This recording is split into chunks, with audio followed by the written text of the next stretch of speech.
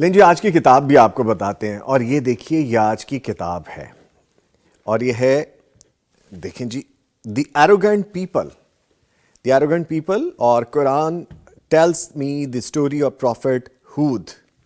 یہ جی ان کی باقاعدہ ڈیٹیلز ہیں کتاب میں۔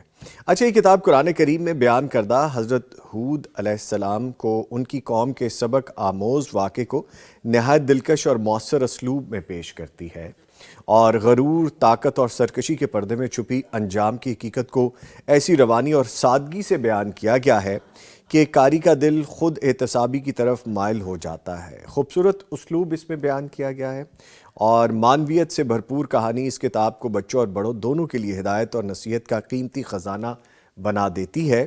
سو دی ایروگنٹ پیپل آج کی کتاب، اور اگر یہ کتاب آپ حاصل کرنا چاہتے ہیں تو دارالسلام کے تمام شو رومز، تمام آؤٹ لیٹس پہ آپ کو فزیکلی مل جائے گی، یا اگر آپ آن لائن آرڈر کرنا چاہتے ہیں darussalam.pk پہ جائیے، آرڈر پلیس کیجئے، کتاب آپ کو ڈیلیور ہو جائے گی۔ آج کی کتاب جو کہ میں نے آپ کو بتائی، اس کو ہم یہاں پہ ڈسپلے کیے دیتے ہیں آج کی کتاب کو، اور آج کی کتاب کے ساتھ آج کا ہمارا جو ٹاپک ہے ہم نے اس پہ بات کرنی ہے، اور اس پہ بات کرنے کے لیے ہمارے ساتھ معزز مہمان ہمیں جوائن کر چکے ہیں۔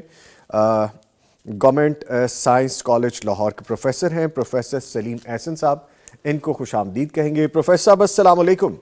وعلیکم السلام ورحمۃ اللہ۔ سر بہت شکریہ آپ نے وقت نکالا ہے، اور یقیناً جی ٹھنڈ کو انجوائے کر رہے ہوں گے آپ۔ جی ضرور کر رہا ہوں، ہمیشہ کرتا ہوں ماشاءاللہ۔ چلے ماشاءاللہ جی۔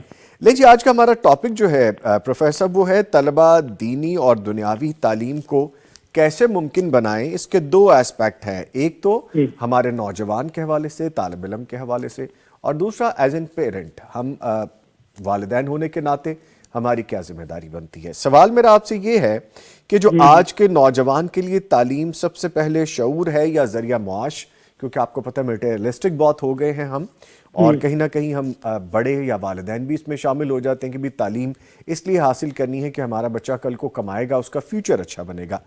ہم نے ترجیح کہاں بدل دی ہے پروفیسر صاحب؟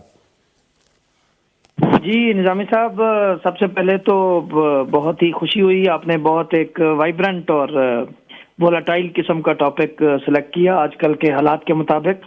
تھینک یو آپ سر۔ سمجھتے ہیں کہ ہماری نوجوان نسل ہی ہمارے ملک کا اور بلکہ ملت کا مستقبل ہے، جی اور طلباء و طالبات جن کی ہم تعلیم اور تربیت کے لیے سعی کر رہے ہیں، والدین بھی، اساتذہ بھی، ادارے بھی، اور اس میں بڑی ایک نا ڈسمل پکچر ہے، بڑی افسوسناک صورتحال ہے۔ جو آپ کا سوال ہے اس حوالے سے کہ آج کے نوجوانوں کے لیے تعلیم شعور کا ذریعہ ہے یا ذریعہ معاش ہے، جی اور غلطی کہاں ہوئی یا کہاں پہ جو ہے وہ شفٹ آئی ہے، تو دیکھیے یہ بہت ہی انفارچونیٹ ہے کہ آج تعلیم انحطاط کی ایک بڑی تکلیف دہ تصویر پیش کر رہی ہے ہمارے ملک میں۔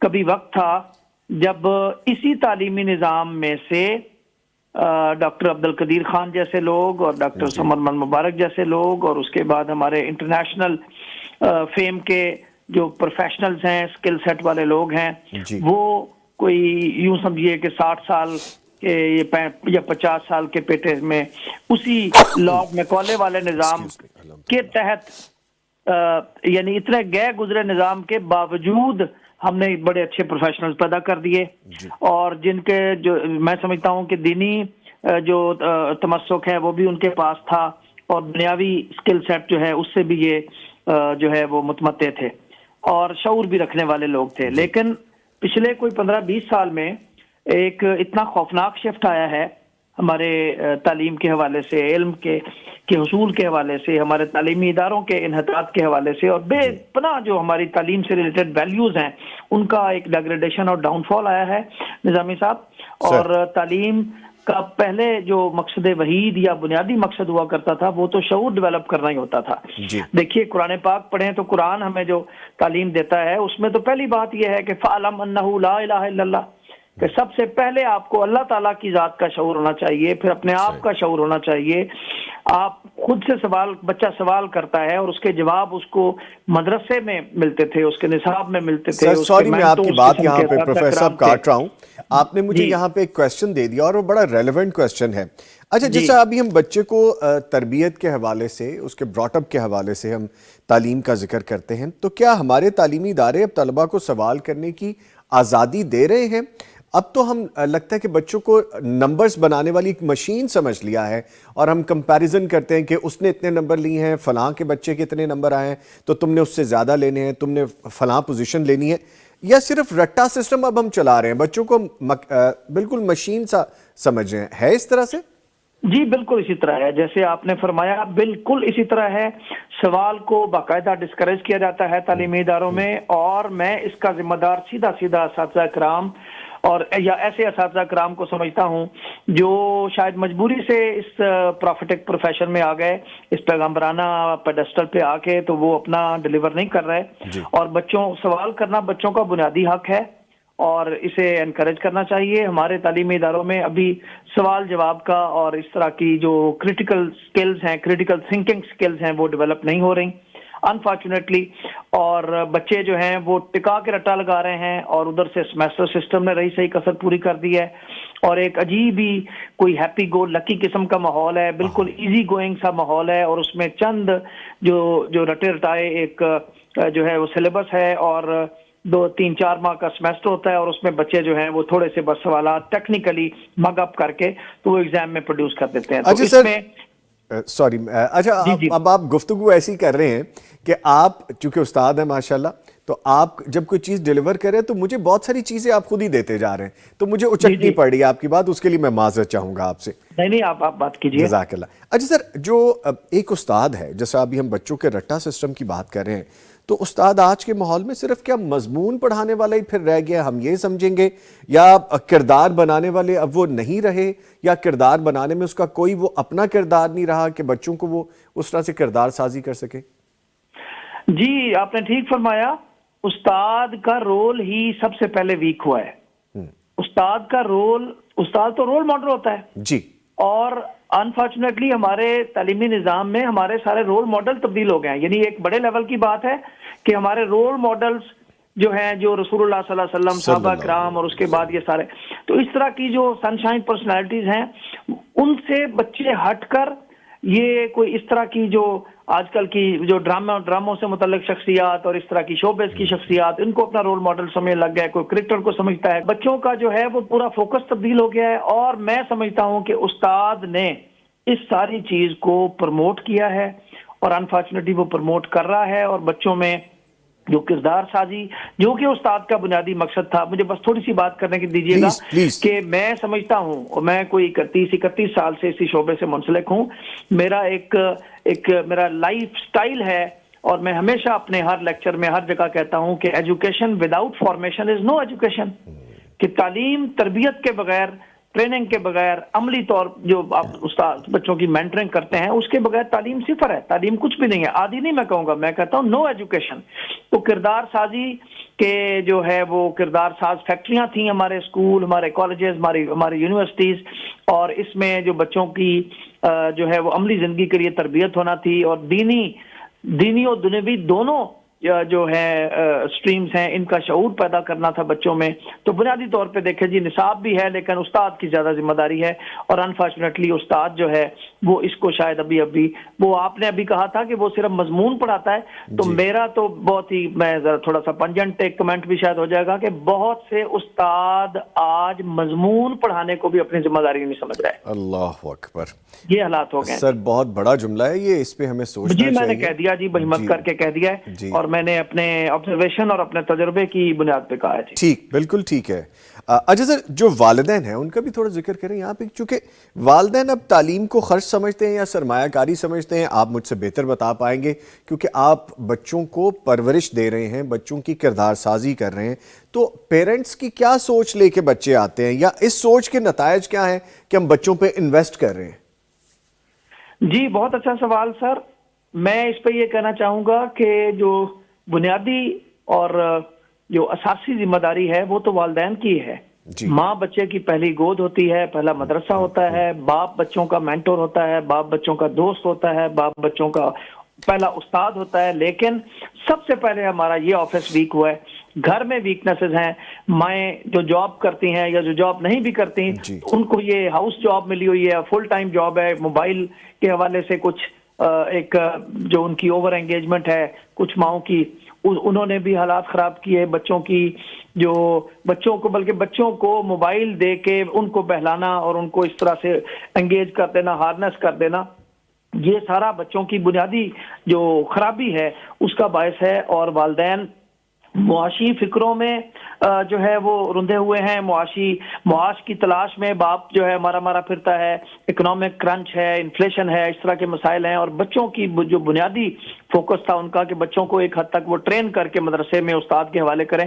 یہاں میں ایک چھوٹی سی بات کرنا چاہوں گا کہ سر والدین کے حوالے سے جو اسٹیٹ ہے وہ بھی تو ماں ہوتی ہے، جی اسٹیٹ بھی ماں ہوتی ہے. اور میں مطالعہ کرتا رہتا ہوں مختلف دنیا کے ملکوں کی جو اسٹیٹ کا رویہ ہے ٹورڈز بچے اور ان کی ایجوکیشن.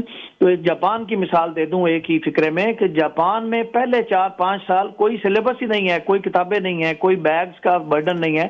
جی وہاں پہ پہلے 4-5 سال بچوں کو عملی زندگی کی تربیت دی جاتی ہے، ان کو سڑک کراس کرنا سکھایا جاتا ہے، اشاروں کا علم دیا جاتا ہے، ان کو لوگوں کی ہیلپ کرنے کی تعلیم دی جاتی ہے، ان کو صفائی ستھرائی کا نظام جو ہے وہ سکھایا جاتا ہے، اور اس طرح کی وہ تمام سکلز بچوں کو سکھائی جاتی ہیں. تو ان کے پیرنٹس، ان کے پیچھے پیرنٹس کی ایکٹیو سرپرستی موجود ہوتی ہے. تو یہ اسٹیٹ، ٹھیک پیرنٹس اور ٹیچرز، یہ تمام کا ایک ون ون کمبینیشن ہوتا ہے سر، جی جو ایک بچے کو اچھی تعلیم دیتا ہے اور اس کے کردار کو جو ہے بہتر کرتا ہے. سر ایک شارٹ میسج آپ سے لے کے پھر میں رخصت لینا چاہوں گا.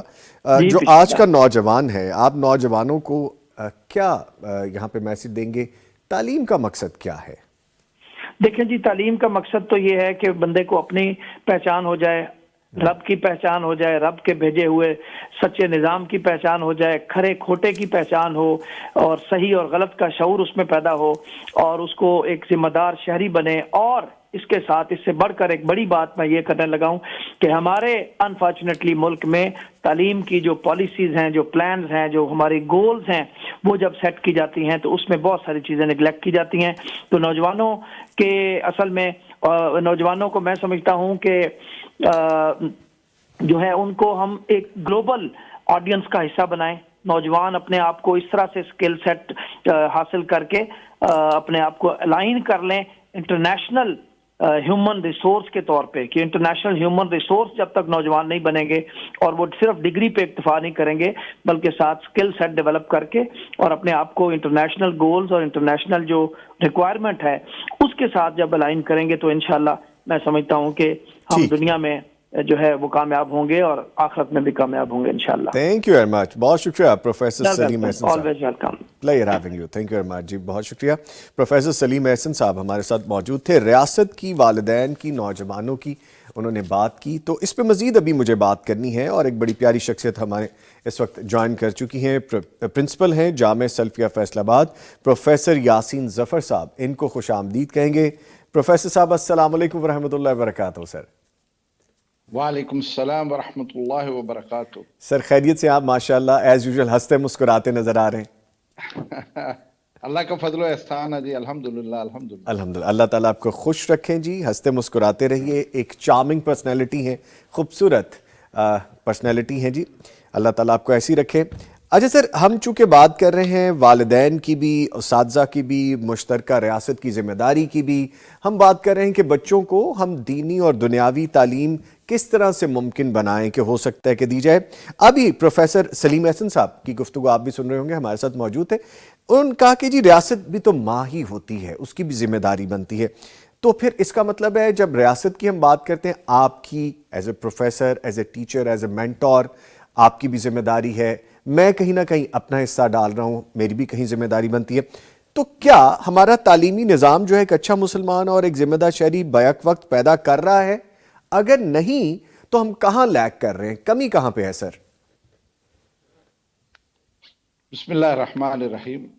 سب سے پہلے تو جناب نظامی صاحب، آپ کا اور پیغام ٹی وی کا شکریہ پلیئر سر، کہ نہایت ہی اہم موضوع پر آپ نے میرے خیالات جو ہے نا ناظرین تک پہنچانے کا یہ اہتمام کیا ہے. गुजारिश ये है कि एक अच्छा और मुखलिस शहरी और एक बेहतरीन मिसाली शहरी बनने के लिए जी ज़रूरी है कि वो जो तालीम ले रहा है उसमें वो मुखलिस हो और उसमें वो अपने महारत पैदा करे और अपने अंदर वो जज्बा पैदा करे कि इसके ज़रिए से वो वतन की खिदमत करेगा, जहाँ वो अपने अपने घर वालों के लिए, अपने बाकी अहबाब के लिए करेगा, वहाँ उसका ये वसी जज्बा होना चाहिए कि वो वतन के लिए कुछ करके दिखाए। और उसके लिए उसे बड़ी मेहनत की ज़रूरत है और जिस शोबे का भी उसने इख्तियार किया है उसमें वो अपने अंदर वो तमाम खूबियाँ पैदा कर ले, महारत पैदा कर ले और अपने ज़रिए से लोगों को कुछ फ़ायदा पहुँचाने का इह्तिमाम करे। एक अच्छा शहरी तभी बन सकता है। और ये बात भी जहन में रखें कि एक अच्छा मुसलमान और एक अच्छा शहरी वो जो भी निसाब पढ़ता है, निसाब ज़ाहिर एक महारत तो पैदा करती है, लेकिन किसी दौर में तालीम के साथ तरबियत का लफ्ज़ भी जुड़ा होता है। तालीम के साथ तरबियत का होना बहुत अहम है। और अभी आप सुन रहे थे प्रोफेसर सलीम अहसन साहब से भी, मैं भी समझता हूँ एक तालीम के शोबे से वाबस्तगी के बावजूद कि 14 साल की उम्र तक आप एक अच्छे तालिब इल्म को हर तरह की चीज़ सिखा सकते हैं। जब वो 14 साल से ऊपर चले जाता है फिर ज़रा मुश्किलात पेश आती हैं। ये तालीम असल में प्राइमरी और मिडल की होती है। प्राइमरी और मिडल के अंदर आप उसे अच्छी तरबियत दे सकते हैं, आप उससे उसके अंदर अखलाकियात पैदा कर सकते हैं, सच्चाई, दयानत, अमानत पैदा कर सकते हैं, सफाई सुथराई पैदा कर सकते हैं, नज़्म व ज़ब्त की पाबंदी सिखा सकते हैं। घर के माहौल में, बाहर के माहौल में उसके अंदर जो खूबियाँ होनी चाहिए, यकसानियत होनी चाहिए, वो पैदा कर सकते हैं। और इसमें बहुत बड़ा किरदार जहाँ स्कूल का है वहाँ वालिदैन का है। मैं कहा करता हूँ कि बच्चों की तरबियत या तालिब इल्म की तरबियत से ज़्यादा वालिदैन की तरबियत की ज़रूरत है। इन्हें बताना चाहिए कि किस तरह से आप अपने बच्चों की तरबियत करें। सच्ची बात है, हम भी उसमें शामिल हैं कि बहुत सारी कोताहियां हमें नज़र आती हैं और जब बच्चे बड़े हो जाते हैं फिर हमें एहसास होता है कि यहाँ कमी रह गई। इसलिए कहा जाता है कि इंसान अपने बच्चों की बजाय पोतों की तरबियत सही कर लेता है, क्योंकि जहाँ जहाँ उसे नक़ाइस नज़र आते हैं वो अपनी फिर आने वाली नस्ल के लिए उसका इस्तेमाल कर लेता है। लिहाजा वालिदैन की तरबियत के लिए भी प्रोग्राम होने चाहिए, उन्हें बताना चाहिए कि किस तरह से वो अपने बच्चों की सही तरबियत करें। ठीक है। अच्छा सर, ये भी फरमाएगा अगर दीनी और दुनियावी तालीम दोनों का मकसद जो है वो इंसान साजी हो, सबसे पहली बात तो ये है, तो निसाब और तरबियत में कौन कौन सी बुनियादी तब्दीलियां करना बेहतर होंगी जो ज़रूरी हो जाएंगी फिर? देखिए, हमारे यहाँ जो असली तालीम है, जो दुनियावी तालीम दी जाती है, आजकल आपके इल्म में है कि उसमें इस्लामियात, दीनियात के नाम पर या अरबी ज़ुबान के नाम पर भी कुछ ना कुछ ऐसा इस्लामियात का मौजूद होता है जी। लेकिन वो नाकाफ़ी है। अगर इसमें एहतमाम कर लिया जाए 3 चीज़ों का, एक है अकायद कि एक मुसलमान बच्चा है उसका अकीदा दुरुस्त हो जाए, अकायद उसको पढ़ा दिए जाएं, अल्लाह की वहदानियत हो, रिसालत आप सल्लल्लाहु अलैहि वसल्लम का खत्म नबूवत भी हो और उसके साथ साथ आखिरत का एक तसव्वुर उसके जहन में बिठा दिया जाए। एक बात तो यह है अकायद के बाब में। दूसरा, उसमें इबादत का उसकी अहमियत बताई जाए, क्योंकि इबादत फ़राइज़ में शामिल आती हैं, नमाज है, रोज़ा है, बाकी जो चीज़ें जो फ़राइज़ में आती हैं, ये उसको जो है ना इब्तदाई तौर पर जो तालीम के अंदर ये पढ़ाया जाए। और तीसरा है अखलाकियात। अगर हम इसको यानी दुनियावी और दीनी तालीम को यकसा देखना चाहते हैं तो ये 3 अहम अमूर हैं जो हमारे उस निसाब का अगर हिस्सा बन जाएं और ये एक बहुत अच्छे तरीके से, बहुत बेहतरीन तरीके से इसको शामिल किया जा सकता है, इसलिए कि ये तालीम कुरान और सुन्नत पर मबनी होगी और इस पर किसी भी मसले को इख्तलाफ नहीं होता। अकायद हो, इबादत हो और अखलाकियात मामलात हों, इसमें किसी को इख्तलाफ नहीं है। ये पढ़ा दिया जाए ना तो एक अच्छा शहरी, अच्छा मुसलमान और इसका नतीजा बहुत अच्छा निकल सकता है। अच्छा सर, ये तो बड़ी आपने खूबसूरत बात की। इसके साथ ये चीज़ भी जोड़ लीजिए कि आपके नज़दीक एक जो मिसाली पाकिस्तानी तालिब इल्म, हम दुनिया में कहीं भी जाते हैं तो हम पाकिस्तानी कहलाते हैं, वो हम एज ए टूरिस्ट जाएँ, एज ए बिजनेस पर्सन जाएँ, एज ए स्टूडेंट जाएँ, आपको पता है तो हमारी अपनी शनाख्त हमारा मुल्क होता है। तो एक मिसाली पाकिस्तानी तालिब इल्म की इल्मी और इखलाकी पहचान जो है, इल्मी और इखलाकी, ये क्या होनी चाहिए? دیکھیں، پہلی بات تو یہ ہے کہ جو بھی لوگ پڑھتے ہیں ماشاءاللہ، جب وہ یونیورسٹی لیول پر چلے جاتے ہیں، بی ایس کر لیں، ایم اے کر لیں یا ایم فل کر لیں، پی ایچ ڈی کر لیں، کسی بھی سطح پر وہ اعلیٰ تعلیم اپنی مکمل کریں، ان کے اندر وطن سے محبت جو ہے نا، وطن سے وفاداری، جی یہ جذبہ تو ان کے اندر بہت اچھی طرح سے ہونا چاہیے۔ جی اگر اس کے دل میں وطن کی محبت اور وطن سے وفاداری ہے نا، تو دنیا کے کسی بھی کونے میں جائے گا تو وطن کا خیال اس کے ذہن میں رہے گا کہ میرے ہر عمل سے اس کی زد وطن پر پڑے گی۔ اگر میں اچھا کام کر کے دکھاؤں گا تو شاباش پاکستان کو ملے گی، اور اگر میں برا کروں گا تو بدنام میرا وطن ہوگا۔ لہذا یہ چیز بنیادی طور پر اس کے اندر آنی چاہیے، ایک بات۔ دوسرا، جس بھی شعبے کو اس نے اختیار کیا ہے، خواہ وہ M B B S doctor ہے، انجینئر ہے، سائنس کا کوئی شعبہ ہے، آئی ٹی کا کوئی شعبہ ہے، دینیات کا کوئی شعبہ ہے، اس میں اسے مکمل مہارت ہونی چاہیے۔ جی اس کے اندر یعنی وہ پورا اسکل اس کے اندر ہونی چاہیے، اور اس کے علم جو ہے نا وہ ایسا ہونا چاہیے جس میں اس نے خود تحقیق کی ہو، اس میں وہ ماہر ہو اور ایک سند کا درجہ رکھتا ہو۔ اس سے بھی یعنی وطن کی ایک نیک نامی ہوگی، وطن جو ہے دوسروں کی نظر میں معتبر ہوگا، اور یہ سمجھا جائے گا کہ پاکستان کے اندر تعلیم کا ایک اعلیٰ معیار موجود ہے۔ اور میں یہ سمجھتا ہوں کہ ایک بے لوث خدمت وہ پاکستان کی کرے، وطن کے اندر اگر وہ کام کر رہا ہے تب بھی یہ کرے، اور باہر اگر جاتا ہے تب بھی وہ کرے۔ میں یہ سمجھتا ہوں کہ ایک استاد یا ایک ڈاکٹر یا ایک انجینئر جہاں بھی کام کرتا ہے نا جی، اس کا ایماندار ہونا، دیانتدار ہونا بڑا ضروری ہے۔ ٹھیک اپنے ہے طلبہ کے ساتھ اس کی وفاداری اور اس کے ساتھ محبت کا تقاضا یہ ہے کہ وہ اچھی طرح سے پڑھائے، وقت پر پڑھائے اور پورا پڑھائے، اور اسی طرح ایک ڈاکٹر ہے اپنے مریضوں کے ساتھ وہ ہمدردی رکھے، بے شک وہ فیس بھی وصول کرے لیکن کم از کم وفاداری اور ہمدردی کے ساتھ۔ اسی طرح انجینئر ہے، سول انجینئر ہے، عمارتیں بناتے ہیں، پل بناتے ہیں، نہریں بناتے ہیں، تو ان میں بھی یہ چیز ہونی چاہیے، وہ باہر ملک کے باہر کام کریں یا پاکستان میں کام کریں۔ میں یہ سمجھتا ہوں اس سے ایک مثالی پاکستانی اور ایک خوبصورت پاکستانی کا چہرہ لوگوں کے سامنے آئے گا۔ سر، آپ نے بڑی خوبصورت بات کی، مجھے اور بھی بہت سے کویشچن کرنے ہیں، لیکن آپ جیسی شخص جب سامنے ہو تو مسئلہ ہی ہو جاتا ہے کہ ساری چیزیں بندہ دل کرتا ہے پوچھ رہے، لیکن ہم وقت کے قیدی بھی رہتے ہیں۔ ابھی آپ نے ڈاکٹر کا ذکر کیا، انجینئر کا ذکر کیا، ہم آئی ٹی ایکسپرٹ کا ذکر کر لیتے ہیں، ہم سائنسدانوں کی بات کر لیتے ہیں، ہم اور بہت ساری ایسی انڈسٹریز میں جگہ ہیں جہاں پہ سرو کیا جا سکتا ہے۔ سر، انفارچونیٹلی ہم یہ سمجھتے ہیں کہ دین کی تعلیم دینے کے بعد آپ دنیاوی تعلیم سے کٹ جاتے ہیں۔ میں نے جب تھوڑی سی ریسرچ کی، یقیناً آپ کا علم اور مشاہدہ مجھ سے کہیں زیادہ ہے، دینی، دینوی اور دنیاوی یہ انٹر لنک ہیں ساری چیزیں۔ آپ دین سے ہی جڑیں گے، دین سے ہی چلیں گے، دین کی تعلیم ہی لیں گے تو آپ طب کے شعبے میں بھی جا سکتے ہیں، آپ انجینئرنگ کے شعبے میں بھی جا سکتے ہیں، آپ آئی ٹی کی فیلڈ میں بھی جا سکتے ہیں، آپ ہاسپٹیلٹی کی فیلڈ میں بھی جا سکتے ہیں، لوگوں کو سرو کرنے کی۔ سر بتائیے گا کہ یہ دین سے جڑنے سے آپ یہ ساری تعلیم لے سکتے ہیں، یہ دونوں علیحدہ چیزیں نہیں ہیں؟ دیکھیں، اس میں ایک نا غلط فہمی ہے لوگوں کو جی بہت زیادہ، کہ جو لوگ دینی مدرسے میں پڑھتے ہیں یا دینی تعلیم لے لیتے ہیں وہ باقی چیزوں سے، شعبوں سے کٹ جاتے ہیں۔ ایسا جی نہیں ہے، جی ایسا نہیں ہے۔ میرا یہ تجربہ ہے، اور میں آپ کے علم میں ہے کہ 45 سال سے جامعہ سلفیہ میں ہوں، اور ماشاء اللہ۔ ناظم اعلیٰ وفاق کی وجہ سے مجھے بہت سارے مدارس میں آنا جانا سارا۔ آپ یقین کریں کہ ہمارے جو طلباء ہیں یہ صرف اس حد تک محدود نہیں رہتے ہیں، ان میں بہت سارے ایسے ہیں جو اس وقت سی ایس آفیسر بنے ہوئے ہیں، بہت سارے اس وقت یونیورسٹیوں کے بہت سارے شعبوں کے وہ چیئرمین ہیں یا صدر ہیں، ڈین ہیں، اور اسی طرح باقی شعبوں کے اندر بھی وہ جاتے ہیں، پولیس کے محکمے جاتے ہیں، فوج کے محکمے میں چلے جاتے ہیں، آئی ٹی کے شعبے میں چلے جاتے ہیں۔ ایسا نہیں ہے کہ وہ اس سے کٹ کے رہتے ہیں، جی لیکن میں یہ سمجھتا ہوں کہ جس طرح سے ایک ایم بی بی ایس کرنے والا جو ہے نا وہ اپنے آپ کو یہ سمجھتا ہے کہ میرا یہ شعبہ ہے، اسی میں وہ مہارت ہے، اسی میں وہ کام کرتا ہے۔ میں نے بہت کم دیکھے ہیں کہ M B B S doctor کہیں خطبہ دے رہا۔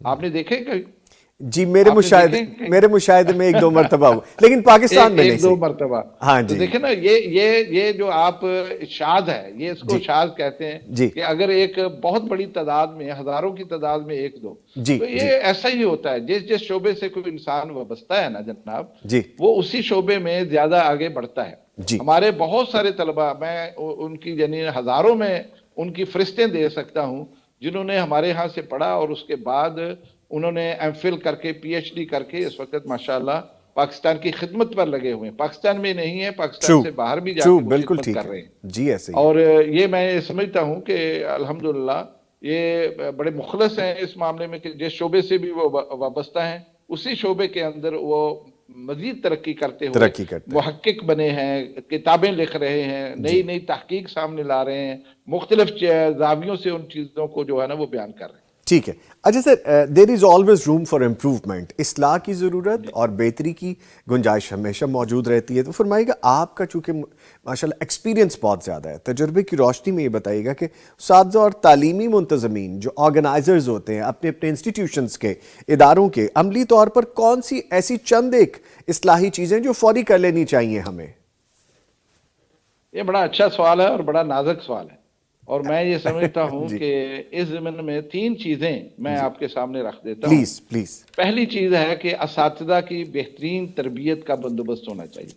یہ ہر ادارے کو کرنا چاہیے. ہر ادارہ اپنے اساتذہ کی سالانہ ششماہی تربیت کا اہتمام کرے اور ان کو علم نفسیات پڑھائے. علم نفسیات کا ان کو تربیت دے علم نفسیات کے اوپر. یہ بہت ضروری ہے. ہمارے دینی مدارس کے جتنے بھی اساتذہ ہیں چھوٹے سے لے کے بڑے تک سب علم نفسیات کے ماہر ہوں اور ان کو تربیت بھی اسی بنیاد پر دی جائے. یہ ایک نمبر ہے.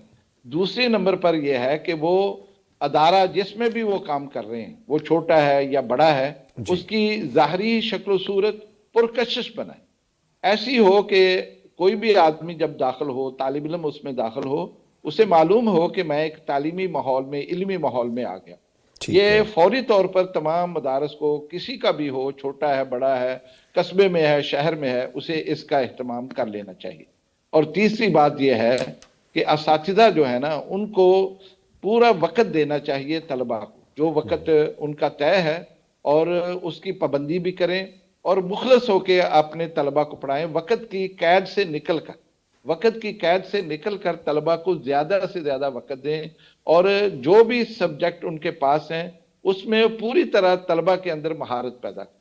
یہ 3 کام اگر کر لیں گے تو ادارہ انشاءاللہ دن بدن ترقی کر جائے گا. سر یہ تو آپ نے بڑی خوبصورت بات کی. جب میں یونیورسٹیز اور میں بڑی کھلی بات کر رہا ہوں اور جامعات جیسے ہم دینی اداروں کی بات کرتے ہیں بہت زیادہ ڈفرنس نظر آتا ہے. ایک کو ایجوکیشن کے حوالے سے، ایک استادوں کی رسپیکٹ کے حوالے سے، ٹیچرز کی رسپیکٹ کے حوالے سے دیر از ہیوج گیپ. میں یہ نہیں کہہ رہا کہ ہر جگہ ہی ایسا ہے لیکن زیادہ تر ہم دیکھتے ہیں کہ معاملات اس طرح بگڑے نظر آتے. اخلاقیات کے بغیر، ہم اخلاقیات کو ہی دیکھ لیں سر، تو اس کے بغیر تعلیم معاشرے کو کہاں لے جاتی ہے؟ ایک طرف ہم اپنے انسٹیٹیوشنز کا اگر ہم ذکر کرتے ہیں ان کے حالات میں نے آپ سے گوش گزار کیے، دوسری طرف ہم وہاں پہ براٹ اپ تعلیم و تربیت کا بھی ذکر کر رہے ہیں. گیپ نظر آتا ہے یہاں پہ. یہ دیکھیں میں ایک بات آپ کو عرض کر دوں کہ دینی مدارس میں وہ کسی بھی مسلک کے ہوں، میرا یہ مشاہدہ ہے کہ وہاں تعلیم دیتے ہوئے نا طلباء کے اندر سادگی، طلباء کے اندر اللہ پر، اللہ کی مرضی پر رضامندی اور تقدیر کے اوپر رضامندی اور اس پر ایمان، اور پھر بہت ساری چیزیں جو انسان کے مقدر میں اللہ نے لکھ چلی ہیں اس پر انسان کی جو ہے وہ رضامندی. یہ ہماری تعلیم کی بنیادی چیزیں ہیں جو ہم طلباء کے اندر پیدا بھی کرتے ہیں. بدقسمتی سے کچھ چیزیں ایسی ہیں جو ہمارے دنیاوی یونیورسٹیوں کے اندر نہیں ہیں. وہاں طلباء کا جو ذہن بن جاتا ہے کہ ہم نے پڑھ کے کچھ ملازمت لینی، ہم نے روزگار کے ہی مواقع حاصل کرنے. اب جب انہیں کوئی مایوسی نظر آتی ہے مستقبل میں تو پھر وہ چیزیں جو ہے نا اس طرف سے جوڑتے ہیں. اللہ کا فضل و کرم ہے، ہمارے دینی مدارس کے اندر استاد کی بڑی عزت ہے. ہم دیکھتے ہیں کہ طلباء ہزاروں کی تعداد میں کسی ادارے میں اگر پڑھتے ہیں، کوئی استاد چھوٹے سے لے کے بڑا تک وہاں سے گزرتا ہو، طلباء ایک سائڈ پر خاموش ہو کے کھڑے ہو جاتے ہیں، ریسپیکٹ کرتے ہیں، عزت کرتے ہیں، اس کا جوتا تک اٹھاتے ہیں اور اس کے لیے رستہ دیتے ہیں، اس کے لیے جگہ چھوڑ دیتے ہیں.